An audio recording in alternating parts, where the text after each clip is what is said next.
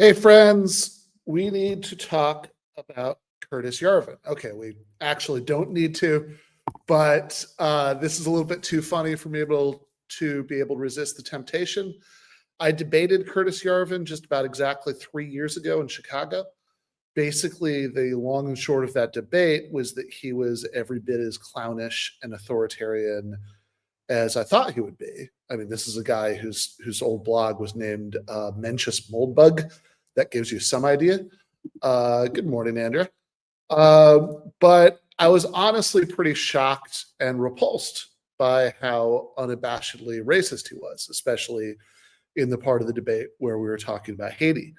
So 2 years after that debate, when Donald Trump and JD Vance were whipping up racist nonsense about Haitians supposedly eating dogs and cats in Ohio, I both was and wasn't surprised by it. I mean, I was, insofar as it was certainly a new low. Honestly, the whole thing was probably just about the closest equivalent to the Passover blood libel I think we're going to get in mainstream politics and a liberal democracy in the early 21st century. But I'd gotten a sneak preview of how this kind of niche artisanal racism about Haiti that's like weirdly left over from reactionary propaganda after the Haitian Revolution 200 years ago still has a weird degree of currency in some of the darker corners of the right. And speaking of those dark corners, by the time the election was happening, a lot of people started to take an interest in that debate I'd done a couple of years earlier, because Yarvin had become a much bigger deal by then on account of how Trump had picked JD Vance as his running mate. And Vance had a history of praising Yarvin and calling him a friend and an influence. Probably the most contact I've ever had with reporters at mainstream news outlets was from people who were about to interview Yarvin or write about Yarvin and were, tracking down the few of us who'd ever debated the guy to ask us about our impressions. I should also mention that my good friend, Matt McManus, let me see if I can find this.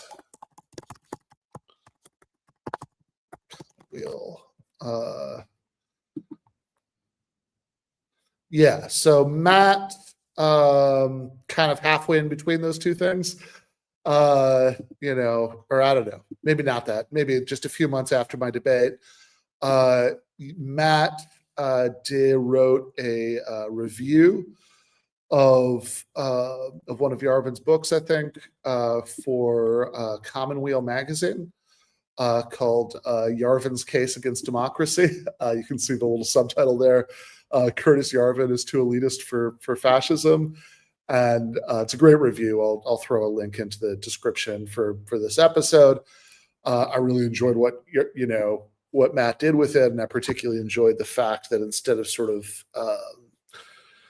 feeding into Yarvin's, Prince of Darkness persona by kind of being terrified of him in a way that would ultimately just pump him up, I think Matt really kind of showed the absurdity of Yarvin's shtick in a very nice way in this essay. And in any case, I spent a fair amount of time chatting with him about all that when he was writing it, and I had him on the show to talk about him afterwards. All of which is just to say, I've probably spent more time than anyone should paying attention to Curtis Yarvin, and I'm well aware of what we're dealing with here. But this new essay that Yarvin wrote is pretty special, let's say, even by Yarvin standards. So I thought it might be fun to go through it just line by line this morning, Chapo reading series style. Yarvin's essay is called "You Can't Handle the Truth," which is already a promising starting point. And here's how it opens. He says, "For the past 2 decades, I've been watching the world wake up to the obvious. As Orwell said, nothing is so difficult as noticing the nose in front of your face." And I'm sorry, the essay is about to get so much worse. but I'm going to have to stop right there because honestly, it bothers me to see Yarvin casually citing George Orwell as if they were on the same team. We're talking about a guy who traveled to Spain to take up arms to defend Spanish democracy against fascists, who, wrote in his, famous essay, Why I Write, that every line of serious work he'd written since 1936 had been written, and I quote, against totalitarianism and for democratic socialism. A lot of people who quote that essay leave out the and for democratic socialism part. And I don't understand how Curtis Yarvin can do the as George Orwell said thing without bursting into flames. Also, just kind of funny to notice that, as always, it's the exact same metaphor as being woke, right? It's just, so it's just really funny, right? That Yarvin also, people like him also love this kind of metaphor. There are people who don't get it yet and people woke it up, right? That there's no such thing as just disagreeing with him. There's just, you just haven't woken up to the truth. Anyway, whatever. These lines are just about the least objectionable thing in this whole essay, so probably best to move on. Yarvin says, a few people, me among them, we're seeing that the whole story of reality that we live in was as false and narcissistic, at least, as the Soviet Union's narrative of itself. So edgy. Yet none of us could accept the darkest aspects of that truth. We all had the idea that we could stand up and speak the truth, and if it was true enough, it would flash around the world like lightning. And man, I don't want to be too much of an elitist about this, but nobody over the age of 17 has any excuse to write like this. None of us could accept the darkest aspect of that truth. Okay. Anyway, whatever. We all had the idea that we could stand up to speak the truth, and if it were true enough, it would flash around the world like lightning. Nothing could prevail against the truth. The father of lies could not stand against the Lord of hosts. That this fantasy itself was part of the lie. That truth has no army, that no angels will ride to our rescue was too much. Perhaps if I had known it, I never would have said anything. And just tonally, this really seems like it's ripped from a pretty mediocre YA dystopia. And I'm not even hating on dystopian YA novels here. I literally just mean this sounds like a passage from a shitty one of those. So he says that this truth is only available to the most advanced atheists and the most advanced Christians.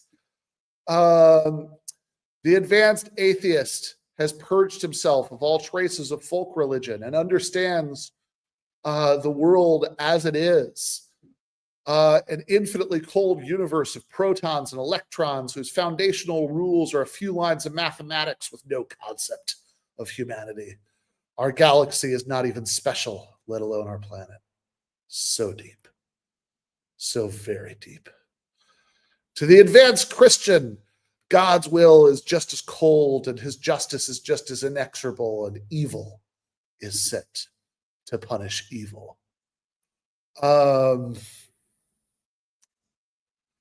Maistre read the French Revolution as God's punishment of the decadent liberals who brought it about and the weak conservatives who failed in their duty to oppose it. Was he wrong? I love my protons and electrons, but I can't see how he was wrong. So, does Yarvin think we should still be living under the semi-feudal system that immediately preceded the French Revolution? Because that's the system that the decadent liberals that Joseph de Maistre was writing about were trying to reform, right? So does Yarvin actually think that the pre-French Revolution decadent liberals were trying to even incrementally reform the semi-feudal ancien regime were wrong? I mean, this is a serious question. I know he's on record as saying that the American and French revolutions were both bad, which seems batshit insane to me all by itself, but having a problem not just with the revolutions, but even with the decadent liberals trying to change the system a little bit at a time from the inside is several steps more insane than even that. All right.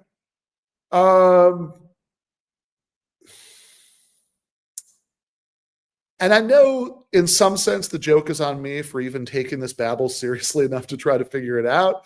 But I am genuinely fascinated by how Yarvin's worldview is supposed to fit together. Like, look, I'm a socialist. I like democracy so much that I want to extend it into the economy through collective ownership and workers' control of firms. But forget that for a second. Let's just think about normal ass 21st century capitalism. Yarvin is clearly a very big fan of capitalist economics. He sometimes practically seems to worship the, bold, innovative tech CEOs. Well, does he think tech startups could have existed in the kind of world economy that existed before the American and French revolutions? Really? Even the basic conception of property rights that we have now, never mind the kind of free trade regime that makes it really easy for people in different parts of the world. Hell, even people in different parts of France. I mean, that was hard before, to quickly and painlessly do business with each other. I mean, that property rights regime is something that absolutely did not exist under the Ancien regime. That's all a product of what Marxists call the bourgeois revolution. So if Curtis was against that, right, he's not only against the bourgeois revolutions of the late 18th century, he's even retroactively against the decadent liberals trying to loosen the screws of the Ancien regime a little. How on earth does he think we were supposed to go from a world of hereditary duties to landed aristocrats to a world of tech startups? Anyway, he goes on. The second Trump revolution, like the first, is failing. It is failing because it deserves to fail. It is failing because it spends all of its time patting itself on the back. It is failing because its true mission, which neither it nor still less its supporters understand, is still as far beyond its reach as algebra is beyond a cat. Again, the rhetoric here, right? The rhetorical posture is all about how Yarvin is like the keeper of secret knowledge. He's the one person to have seen what's going on outside of Plato's cave. But let's just be boring and literal for a second and break this down. Like, what is he actually saying here? Trump, last I checked, Trump has arrested legal residents of the country for writing op-eds or attending, organizing protests. He's cut off funding to universities to force them to more harshly punish pro-Palestinian students. And in some cases, he's even gotten the university administrations to hand over names of troublemakers. He sent ICE to make fun little videos themselves doing helicopter raids on apartments full of U.S. citizens, right? Just detain everybody in the building based on nothing but like blatant ethnic profiling. Seems like there's a lot of Mexicans there. Better swoop in doing everything short of playing the stormtrooper music from Star Wars and drag their kids out of bed naked and zip tie them for hours while we sort it out, right? Trump has repeatedly deployed troops to liberal cities on the thinnest pretext imaginable as a goofy but disturbing show of force. He's asserted the right to extrajudicially kill people who might be fishermen or might be drug runners because he's just unilaterally decided that we're at war with drug dealers. He's put out a national security policy memorandum announcing his intention to investigate and disrupt people before they commit crimes, at least partially on the basis of they're just having ideological views he doesn't like about things like capitalism and Christianity and America's role in the world. But apparently all this is so far short of what Curtis wants that it, inspires him to that last little analogy, disparaging the math skills of our cat friends. So, and this is the basic question I want to ask in this episode. What does he want? What would be enough to satisfy Curtis Yarvin? Think about that long and hard, right? Like, given everything Trump has done so far, that's apparently not good enough for him. What would satisfy his standards? What would be authoritarian enough to scratch that itch? Think about that And then think about the fact that the vice president of the United States has called this person a friend and said he's influenced his thinking. Yarvin goes on.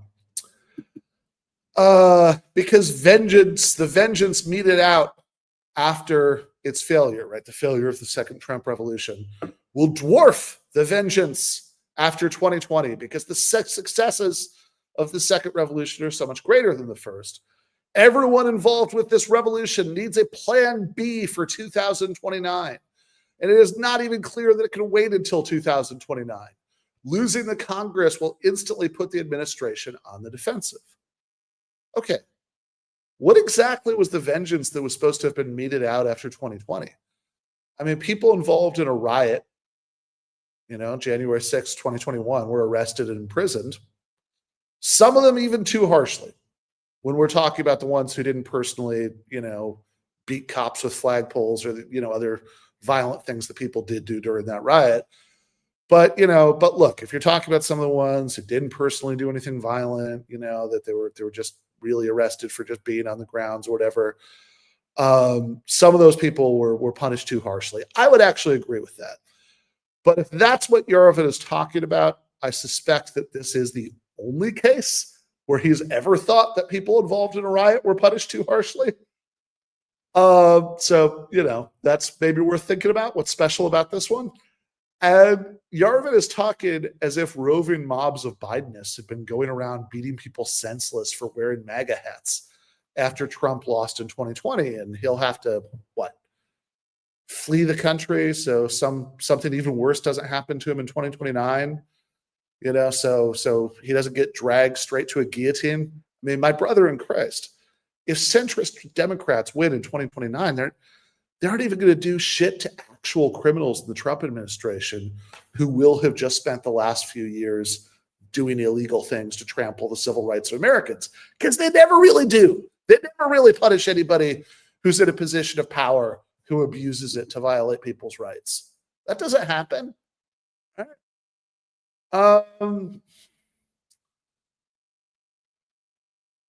Yeah.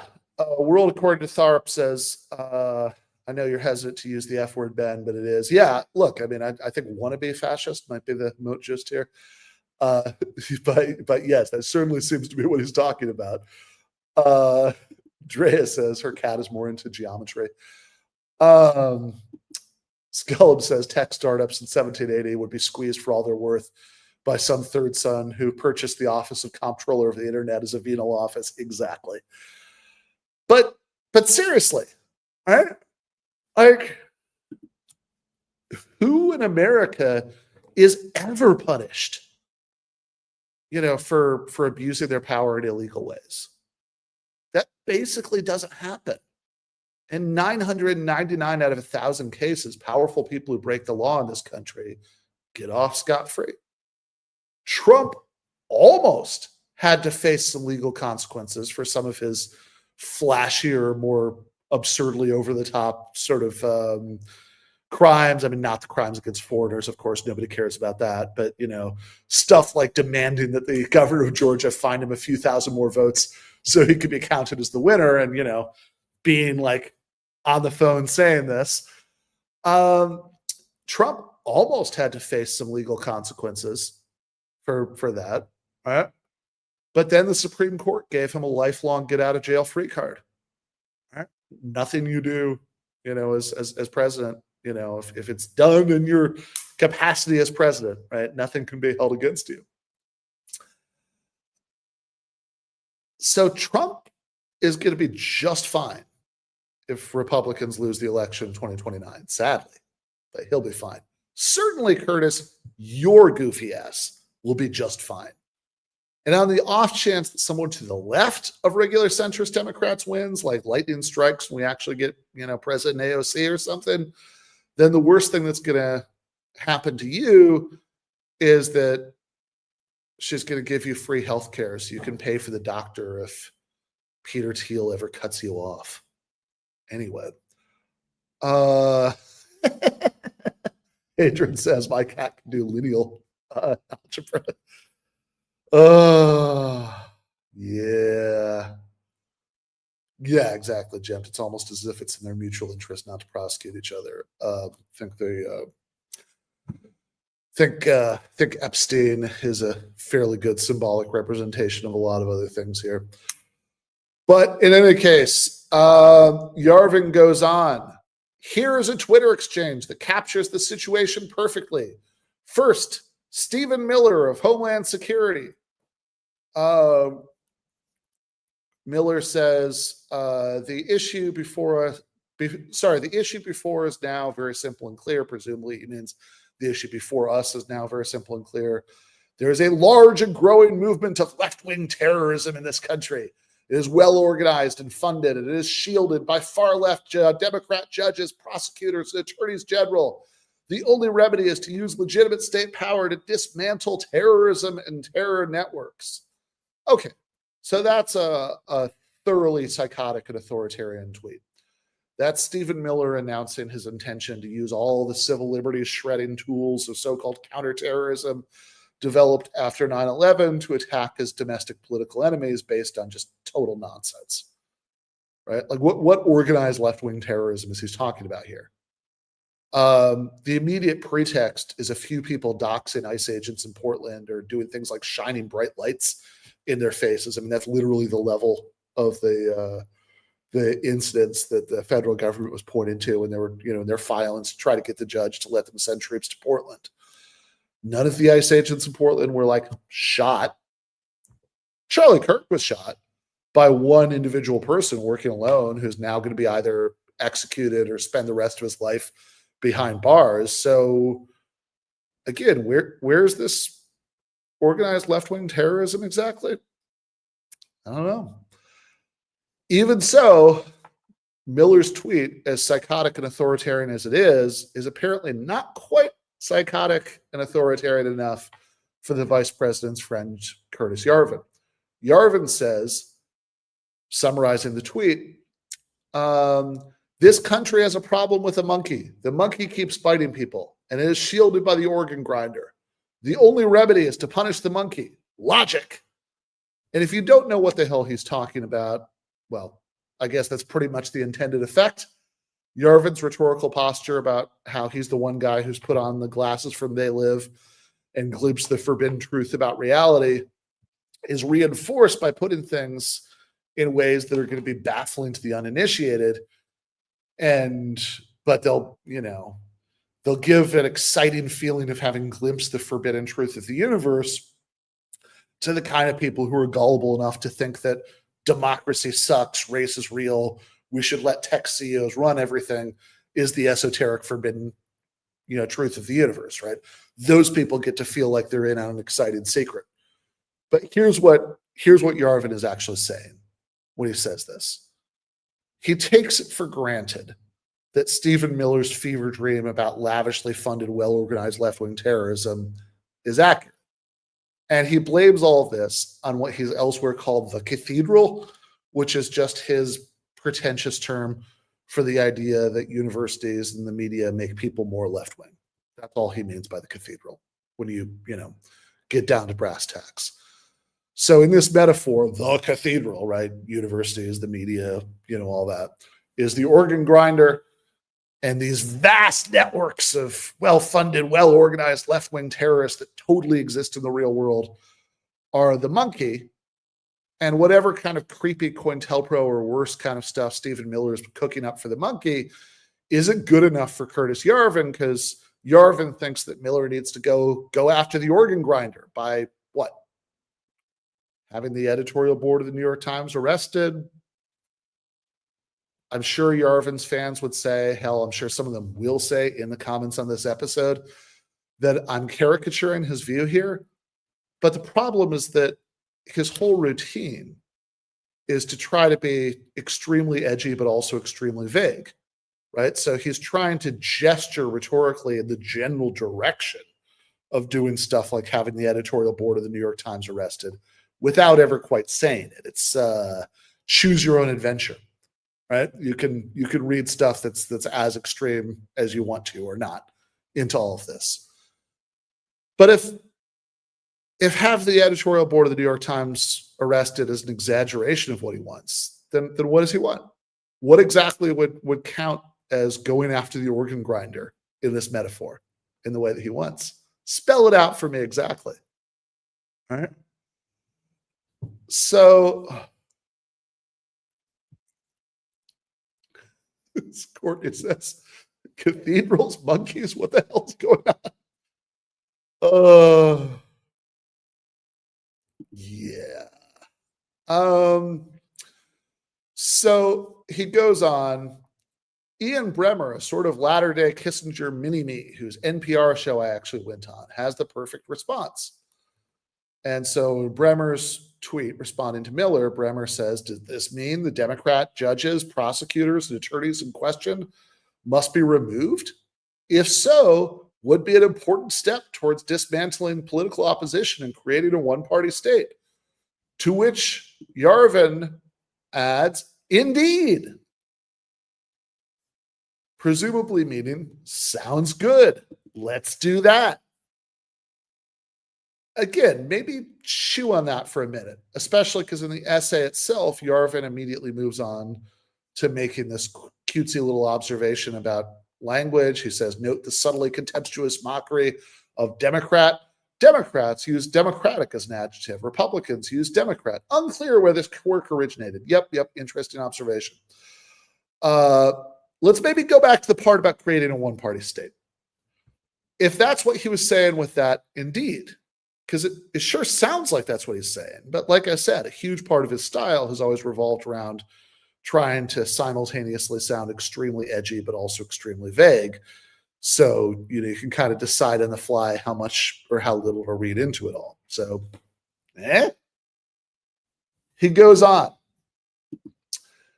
Except that it is in public, almost exactly the same thing happened in 1953 when the House Republicans had a rare two-year window of power and used it to do the unthinkable, investigate the great foundations. Norman Dodd, chief investigator of the Reese Committee, visited the Ford Foundation to interview its head, Roman Gator. According to an interview Dodd gave shortly before his death, Gator asked him off the record if he knew the purpose of the Ford Foundation. Dodd was indeed curious. We shall use our grant-making power, said Gator, so as to alter life in the United States, so it can be comfortably merged with the Soviet Union. I'm just going to interject here that to put this in the gentlest possible way, if you believe that this conversation really happened in exactly this way, you are not a terribly bright person. Yarvin takes it for granted that it happened, that Gator said this exact thing. And he writes, imagine this, in 1953, during the Korean War, I nearly fell off my chair, said Dodd, who did not fall off his chair, and managed to ask Gator if he would say the same thing to the American people. We would not think of doing any such thing, replied Gator. He knew perfectly well that Dodd would tell the American people what he'd said, and no one would believe him. Gosh, yes, but he totally told Dodd that, like a Bond villain laying out his evil plan with all the important details that you need to stop him, just before he starts very slowly lowering 007 into a tank of sharks with plenty of time to escape. This may be a good time to mention that in our debate, when we were arguing about the history of U.S. imperialism in Latin America, Yarvin faulted me for reading historians and believing them, right, about their portrayal of history. That's not the right procedure. That you read like historians who academically specialize in some area of history, and then you form your picture of history based on what the historians say. That's bad. The correct thing that dangerous, edgy rebels like Curtis Yarvin do is to disregard the work of historians who spend their whole lives carefully and meticulously researching their subject in favor of going on Google Scholar and reading some like out-of-print memoirs by right-wing cranks. If that sounds like an exaggeration to you, go back and watch our debate. It's not a charitable summary, but that is what he said. And yeah, I know in this particular case, he's talking about some crazy shit that Dodd said in an interview, not some crazy shit he wrote down in a memoir. But even so, I think this is a pretty good sample of what Yarvin's method of historical research gets you.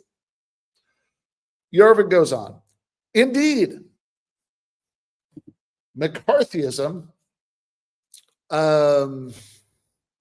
was then at its high point and would shortly recede. Thanks to the brilliant, hilariously obvious stratagem also used in 1940 of running a Democrat on the Republican ticket. This was made easy by the fact that the Republicans were America's original left-wing party, a 19th century alignment still barely visible in the Deep South and Upper Northeast.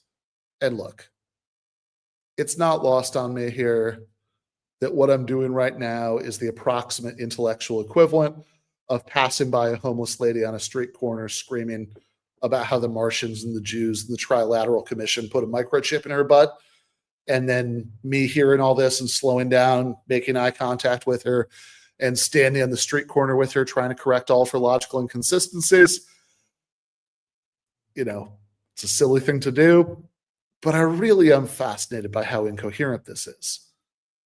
I'm not sure whether Yarvin is talking about Eisenhower running for re-election in 1956. That would actually be the next presidential election after the one that this conversation supposedly happened in 1953, or whether he's talking about Richard Nixon running in 1960. I mean, those were the next two elections. I assume he must mean that Nixon was secretly a Democrat running as a Republican, because otherwise I don't understand the causality here, considering that Eisenhower was already president in 1953. So why would Eisenhower running again in 1956 be the hilarious, sneaky stratagem of a Democrat running as a Republican and thus making McCarthyism go away? I don't know. But if you think he is talking about Nixon, that's confusing too, because first, Nixon was actually one of the most famously enthusiastic McCarthyites in Congress before he became vice president, right? I mean, he's the guy finding, the microfilm and the pumpkin and all that. And also because McCarthy at least McCarthy himself had been brought down famously long before the 1960 election. In any case, right? It's the Army McCarthy hearings. In any case, Nixon lost in 1960. So no matter how you read this sentence, the causality is very strange. Maybe Yarvin means that Eisenhower was secretly a Democrat running as a Republican. And so the way to parse that sentence is that McCarthyism would fall a few years after 1953 because of the sneaky strategy of running Eisenhower as a Republican in 1952. And let's not even get into how insane you'd have to be to think Dwight Eisenhower wasn't rabidly anti-communist enough. Just for starters, Google the phrase Arbenz plus United Fruit Company, right, to get an idea of what we're talking about here.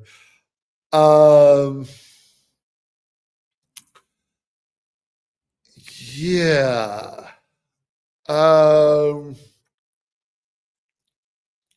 I don't know, man. However you parse that, what I can't get over is that Yarvin can't quite seem to decide whether his claim is supposed to be that Eisenhower, Nixon, whoever wasn't a real Republican, or whether his claim is supposed to be that the Republicans were always actually left-wing. I feel like maybe this is a sign that he should not be writing for Substack because he needs an editor to point stuff like this out for him. In any case, Yarvin goes on. There we go. One of just the very best sentences of this essay. From 1917 to 1989, at the highest levels of policy, convergence with the USSR was the goal of the U.S. foreign policy establishment. Yes, truly. When Woodrow Wilson sent troops to Russia to help the white armies, and no president until FDR was willing to even diplomatically recognize the Soviet Union. And when JFK responded to Cuba gravitating toward the Soviet sphere with the Bay of Pigs and, starting 6.5 decades of economic embargo against them. When the United States killed a couple million peasants in Southeast Asia to try to crush communist revolutions there, when we had multiple near misses, a global thermonuclear war with the Soviets, and et cetera, et cetera, et cetera. Throughout all this time, the goal of the highest levels of U.S. policy was for the U.S. and the USSR to merge together, just like that Ford Foundation guy said in that totally real conversation with Gator. Indeed, Cold War studies today really does not study the origins of the USSR or the roots of this convergence policy. It studies why the convergence policy failed. The alliance broke apart in 1945. Yet almost everyone in America, even 35 years after the fall of the USSR, sees only the theatrical hostility. Now, I suppose it's nice that Yarvin occasionally takes a break from reading out-of-print memoirs by obscure right-wing cranks on Google Scholar to glance at some academic research. But maybe he should have taken a slightly longer glance in this case. First, that indeed is separating two claims that not only they're not identical to each other. When you say blah, blah, blah, indeed, this other thing, you're making it sound like this other thing is like blah, blah, blah, but more so, or like an elaboration of blah, blah, blah. But in this case, again, the thing before the indeed and the thing after the indeed are inconsistent with each other. I mean, the US and the Soviets were allied during World War II. That much is true. Because during World War II, everyone with two brain cells to rub together for warmth on a cold night understood that Hitler and Tojo were such a massive threat to the rest of the world that all other beefs had to be put aside to take care of that. And scholars doing Cold War studies are indeed in the business of studying why that alliance didn't last at the end of World War II and why it ruptured so dramatically by the late 1940s when the Cold War really got going. And, I mean, that I don't know a ton about Cold War studies, but I'm pretty sure that's also true. But you can't say top policy of the U.S. was pro-Soviet from 1917 to 1989. And also, indeed, Cold War studies academics study why the wartime alliance of the two countries had ended by the 1940s. I mean, the 1940s ended a long time before 1989 and started a long time after 1917. Just fun fact about chronology. So, the thing after the indeed just directly contradicts the thing before it. Okay, so he was saying, yet almost everyone in America, even 35 years after the fall of the USSR, sees only the theatrical hostility.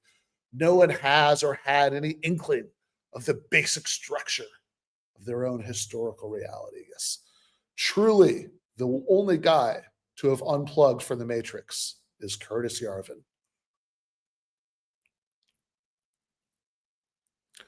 That's why a Rowan Gator or an Ian Bremmer can just tell the truth. Again, it just literally does not occur to him that Dodd very obviously made up that conversation with Gator, which is just, I feel like sometimes people get a little too distracted by pointing out that Yarvin is a creepy wannabe fascist and miss the boat on the fact that he's just genuinely not a particularly sharp guy. But in any case, he writes, the truth is, I'm going to say the line, right? The truth is, we can't handle the truth. Stephen Miller can't even handle the truth. The public of 1953 might have even known what to do with the truth if they could handle it. See, only Curtis Yarvin could handle the truth. For exactly the reasons Miller describes, it is not possible to handle the large and growing movement of left-wing extremism in this country, like the Islamist terrorism in 2001, let alone the genuine political opposition of January 6th. January 6th was a normal anti-government demonstration in a normal country, and instigated by provocateurs, never a genuine threat to the state, and handled with years of detention without trial and brutal prison sentences in isolation. Now, I'm pretty sure that Trump himself did at least a little bit of the instigating, as I recall the chain of events there. Matt Gilbert says, can we handle the truth that we can't handle the truth? Yeah, maybe he'll write a follow-up essay clarifying this important point. But again, I mean, in terms of this portrayal of January 6th and its aftermath, I mean, we should have a less harsh and punitive criminal justice system guy.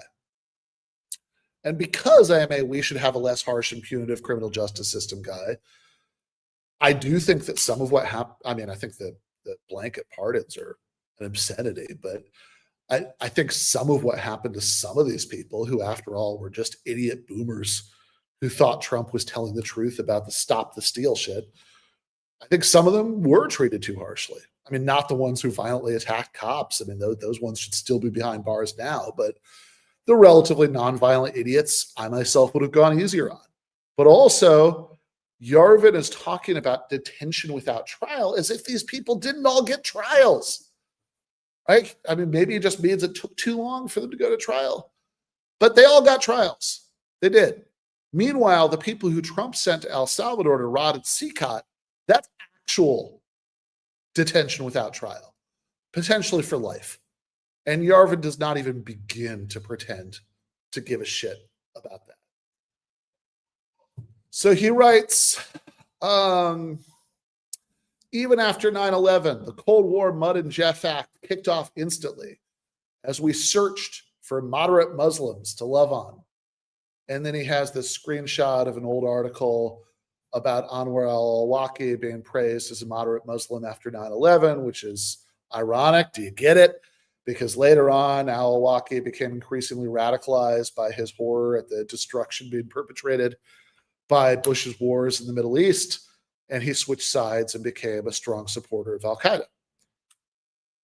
Some people might look at that story and say, gosh, do you suppose we weren't exactly winning hearts and minds in the Islamic world through everything that Bush was doing in the Middle East? Like maybe, just maybe, the effect of bombing and invading a bunch of other people's countries was to very dramatically increase anti-American sentiment all over the world, to the point that you did have this person who was like a pro-US moderate Muslim before who switched sides and joined al-Qaeda, right? So maybe you dramatically increased anti-American sentiment all over the world while not actually accomplishing a single goddamn thing for anyone here. Nah, Yarvin's conclusion is just that all Muslims are bad. I'm not sure what his solution would have been, right? So if that's your conclusion, all Muslims are bad, Islam is just a bad belief system, and so that's the whole thing is the enemy. I'm not sure what the plan is for getting one of the largest world religions to just not exist anymore, but I would be super curious to hear it. Anyway, he says, imagine responding to radical racist terrorism by seeking a new generation of moderate racists. And, you know, this is the most obvious point of all time, but I really feel like I have to make it. Yarvin doesn't think radical Christian terrorism exists or radical Jewish terrorism. I mean, maybe sometime he could take a break from reading crank memoirs, you know, to find the secret, edgy truths hidden by actual historians, and do a quick Google search on who killed Yitzhak Rabin or who the perpetrators are in the US in 100 out of 100 cases of people blowing up abortion clinics. Somehow, though, there's one and only one religion where Curtis Yarvin says a tiny minority of adherents to this religion are violent extremists. So this entire major world religion is collectively our enemy, and we could show it no mercy. And I know this is the most normie lib point of all time, but this stuff is genuinely repulsive. Yeah, that's an excellent point, Antonio. Antonio says, as a monarchist, shouldn't Curtis Yarvin love the idea of anti-president protesters getting in prison without trial? Yeah, one would think. So he goes on, Mr. al-Awlaki soon became the leading imam of the jihad, When the good cop becomes the bad cop, what do you do? Well, the actual historical answer to what we did was we executed him without trial. But he just asked it as a rhetorical question. When the good cop becomes the bad cop, what do you do? It's okay. We needed a bad cop anyway. There are always more good cops. The Cold War was exactly the same thing. So if we put aside the John Bertrand acid level twaddle about how Curtis Yarvin is the only one who gets the secret truth that the two sides of the Cold War actually loved each other, it's maybe worth taking a beat on the fact that he never even mentions that Anwar al-Awlaki, who was never even convicted of anything and whose main crime seemed to be that he gave a bunch of fiery sermons where he rhetorically supported terrorism, with his words, rather than actually doing any terrorism himself, that this guy was extrajudicially assassinated with a drone.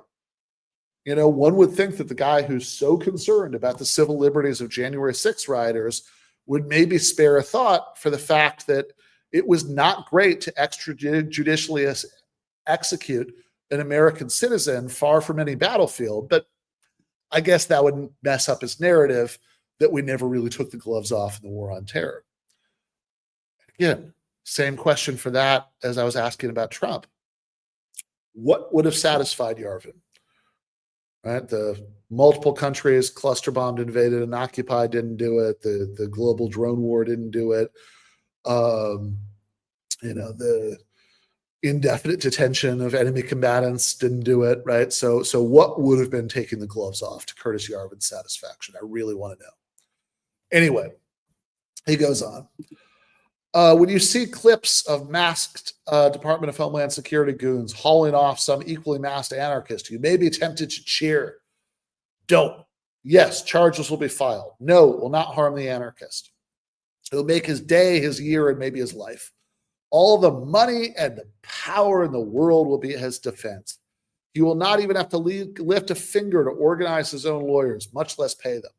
In the end, as with many of the BLM rioters, he'll probably be well compensated with taxpayer funds for his trouble. Not to mention all the pussy and or dick she or he will as a martyr be entitled to. For the Islamist, this reward is only in heaven. But for the leftist, it comes on earth. Now, the part about getting laid at the end might actually be true. Going through all that certainly makes for a good story. The rest of this is, what can you even say? If he actually believes the story about the Ford Foundation guy, he might as well believe he's describing reality here too. In for a penny, in for a pound. He writes, the reward for Stephen Miller and his ilk is also on earth. They look tough.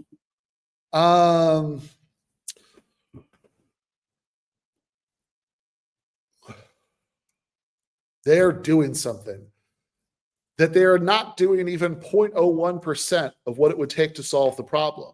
That, at much more risk to themselves, the most they could probably do is 0.05%. Matters not.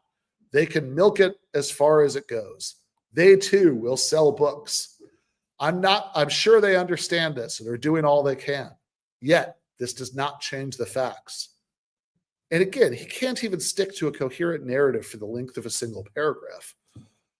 Midway through the paragraph, they're doing a fifth of what they could, right? 0.01% rather than 0.05%. But by the end of the paragraph, Yarvin is sure that they're doing all they could. Again, this man really needs an editor. But also, if arresting legal residents for writing op-eds and announcing that anti-capitalism, anti-Americanism, and the rest are grounds for surveillance is only 0.01% of what Yarvin wants to happen, what does 100% look like? Right? Seriously, what does 100% look like? He's always very coy about this, but I really want him to spell it out. I really don't see how it could be anything short of a one-party right-wing police state and still have his arithmetic work out, right? The 0.01%, the 0.05%, and what would count as 100%. He says, of course, Bremer is absolutely right, but some corrections are in order. And again, an editor might point out that if Bremer was absolutely right, there would not be a need for corrections. You say some corrections are in order after saying that someone is mostly right. And yes, I do get that I'm at just about the level of correcting the grammar of the homeless lady screaming about the microchip in her butt at this point, but I'll move on. He says, one, there is no risk of a Republican one-party state because there is no actual Republican Party. It is a label, not a party. To the extent that the Republicans are organized, it is only for election theater. There is not even a remote nascent equivalent of the venerable and gigantic progressive institutions which have been running our country for a century. So what do you want to happen if not a one-party police state? What does the 100% look like if everything the most authoritarian administration in recent American history has done in the last 9 months is 1/10 of 1%? Seriously, tell us. Some people have money, but they would rather spend it on actually fun stuff. Meanwhile, in real life, literally the richest man in the world was the single biggest donor in the 2024 election. And all of his money went to Republicans. And he was rewarded with a massive role in the early months of the administration, before he and Trump fell out again. And they seem to be patching it up right now again. But whatever. If you keep listening to the Dodd interview, he describes exactly how the Carnegie people took over the country in the first half of the 20th century. The playbook may work better on an innocent, defenseless nation, but it is still basically solid. By far, the closest right-wing version of this is the Coke machine. But the Kochs, like most right-wing Americans, are fundamentally interested in liberty, not power, and live in the thrall of centuries of bogus political science, which has taught them that government can be limited and power is not a zero-sum game. Unfortunately, though, it is. So, yeah, if there's one thing that's clear when you look at the last 9 months of people being deported to life in prison in El Salvador on the basis of unproven suspicion and supposed drug runners being extrajudicially executed and legal residents being arrested for writing op-eds and Trump trying to take away citizenship from millions of people by reinterpreting the 14th Amendment and Trump sending troops to cities to back up ICE while they do helicopter raids to wrestle gardeners and dishwashers to the ground and shove them in the back of trucks. It should be very clear that the priorities of the American right are just about liberty and not even a little bit about power. There's no power in there, just liberty. 2, it is not possible to remove the Democrat judges, etc., because there is no label sufficient to the purpose. Every time the Republicans attack a disposable label, I want to grind my teeth to powder and spit them out my nose. This is pure grift. All that happens if you attack woke, communist, politically correct, etc., is that they stop saying these words. Then they label you as a rube who says the words. In biology, this is called antigenic escape. If you want to attack a word, take on a conserved antigen like progressive. They have a lot of trouble not saying progressive, but they would probably manage. Now, what on earth all of this stuff about semantic drift is supposed to have to do with whether Trump could remove judges appointed by Democrats is anyone's guess. But Yarvin goes on, politics is fundamentally about power.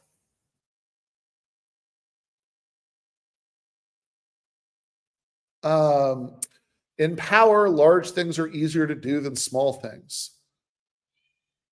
And God, I've got to say, announcing that in power, large things are easier to do than small things, as if it were some sort of self-evident general law, it's pretty goofy, right? It's a pretty goofy thing to say. He says, except for actual assassins who do have to be thrown off the bus, but will at least not be executed and will spend the rest of their lives in a safe, comfortable place, answering huge stacks of perfume notes from fans of the appropriate sex. Their foot soldiers, who are, of course, disposable anyway, will be well taken care of. 2 points about this. First, that was a hell of a windy run-on sentence. Again, the man is in desperate need of an editor. Two, in real life, federal prosecutors are indeed seeking the death penalty for both of the two high-profile assassins recently who seem to have had left-wing motives. Of course, in real life, the vast majority of political violence comes from the right, but Yarvin isn't going to let that disturb the picture he's painting.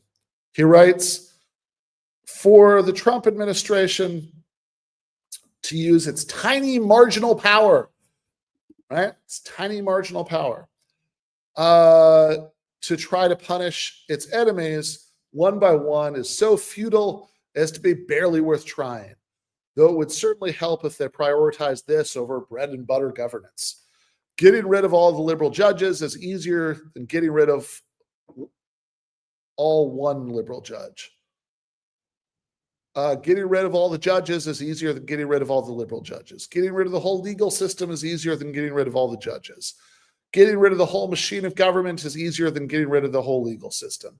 Getting rid of the whole philosophy of government is easier than getting rid of the whole machine of government. And this really is one of those paragraphs where every sentence laid down with equal confidence manages to be at least a little bit more ridiculous than the sentence that came before it. Like, yeah, gosh, impeaching a judge, that sounds pretty hard. Way easier to just convince Americans that 1776 was a mistake and they should hate the very idea of democracy. That's just much easier than impeaching a single judge. Yarvin writes, it's not about dismantling the political opposition. Politics is this establishment's outer line of defense. It is not the source of their power or money. Winning elections does not create liberal power. It protects liberal power. If they lose elections, it's fine so long as their money and power is protected. While their power is feeling slightly annoyed, it's generally safe. Their money is completely safe. No one is even starting to talk about defunding the endowments, foundations, etc. In any case, even if these funds were taken away, their billionaires would just refill them. So, reminder, in real life, Curtis Yarvin is personal friends with Peter Thiel. Right? I think he has some firsthand awareness with billionaires who are not part of the Democrat cathedral organ grinder machine that he's fantasizing about here. Anyway, personal expropriation or even prescription/attainder is needed. Obviously, a violation of our vital property rights. Would all these people, institutions, and ideas need replacing? Of course they would. But that's easy. At least it's far easier than impeaching one liberal judge. When the USSR fell, Yeltsin banned the Communist Party. He literally made it illegal as an organization. And good democratic libertarian that I was, I disapproved. I was like, sadly, this is not getting off on the right track. It wasn't, but not for that reason. Gotcha. So one party state after all. The party just, if I'm putting the pieces together here correctly, the party in the one party state that Curtis Yarvin wants just wouldn't be the Republicans because they're not a real party. We need something new. Right? That's what he's saying. Again, if any of the Yarvin fans and who are inevitably going to comment on this video want to tell me how that's not what he's saying, I would love to see the alternate way of putting together the pieces of what he did explicitly say. But if it is what he's saying, I will leave the question of what this new party would look like, as philosophy papers sometimes say, as an exercise for the reader. Anyway, he writes, no, the only danger to this bipartisan kabuki, which has gotten much, much realer in the last 20 years, especially the last one, is that everyone realizes how fake it is.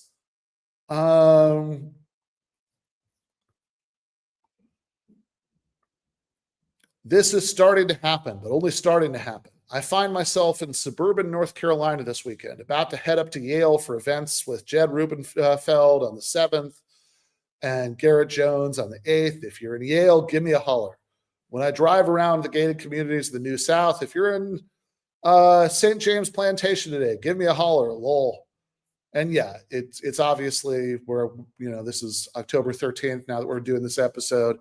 It's too late for anyone watching this or listening to it later in the podcast feed who does live in one of those places to give Curtis Yarvin a holler as he requests.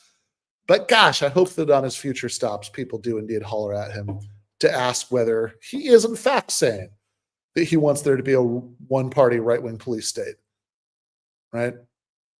Which there might be a more succinct term for that. Because that's sure what it sounds like he's saying here. Just as a matter of trying to find the line of best fit for all the things that he explicitly does say. Anyway, next part is maybe my favorite. He writes, I feel like I'm a doctor.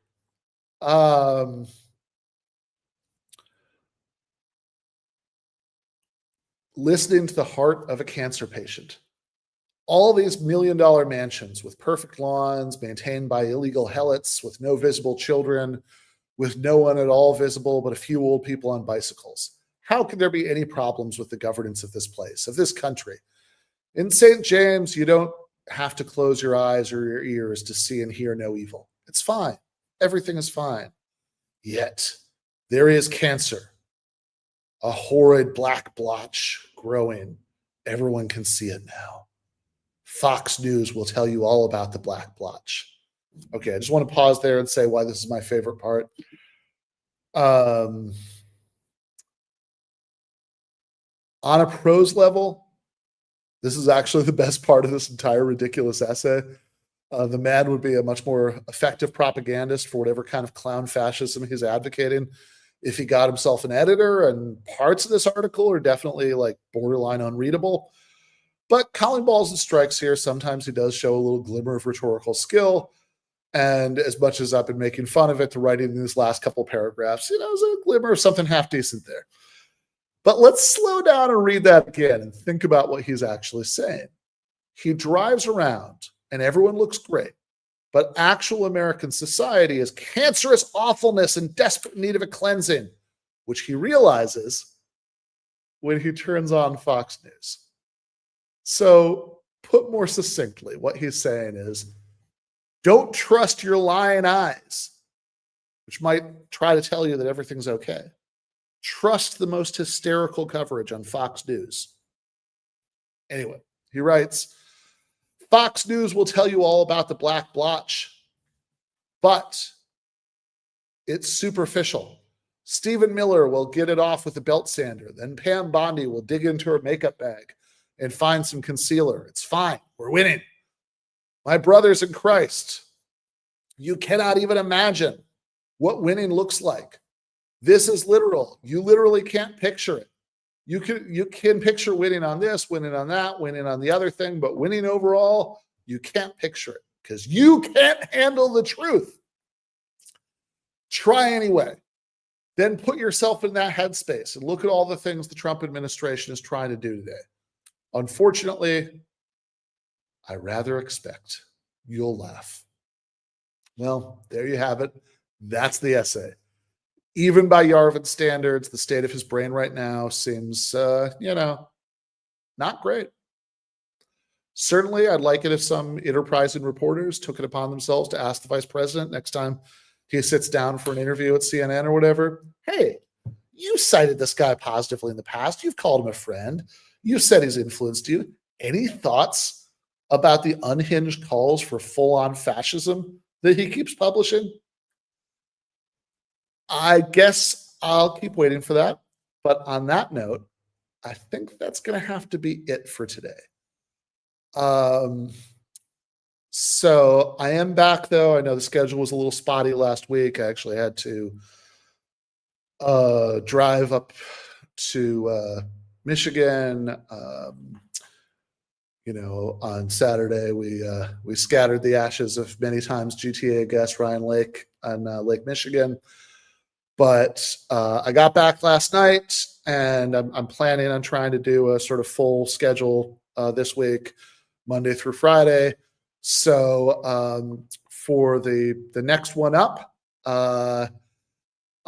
tomorrow, that's going to be at same time slot, 11:30 a.m. East Coast, 8:30 a.m. here on the West Coast. We're going to be breaking down a debate that Crystal Ball and Sagar Enjeti had on Breaking Points about cities not cooperating with ICE. So I will see all of you guys then. Left is best.